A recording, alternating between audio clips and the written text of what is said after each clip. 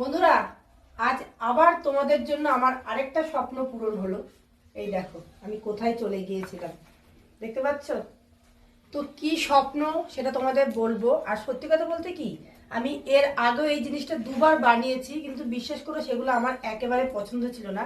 কিন্তু আজকে আমি যে জিনিসটা এনেছি না, এটা আমার মানে অনেক অনেক পছন্দ হয়েছে। আর প্রথমে গিয়ে আমার এইটাই পছন্দ হয়েছে, আর এত দেখালো আমার সেগুলো আর একটাও পছন্দ হলো না। কথায় বলে না, যে জিনিসটা একবার পছন্দ হয়ে যায় সত্যি, আর তারপরে অন্য জিনিস ভালো লাগে না। তো চলো দেখিয়ে দিচ্ছি কি। আর আবারও বলছি তোমাদের অনেক অনেক ধন্যবাদ, তোমাদের জন্য আজকে আমি এতটা দূর এগোতে পেরেছি। তো সেটা হচ্ছে, এই দেখো, দেখেছ? এই যে, তো ডিজাইনটা কেমন হয়েছে তোমরা অবশ্যই আমাকে একটু কমেন্টে জানাও।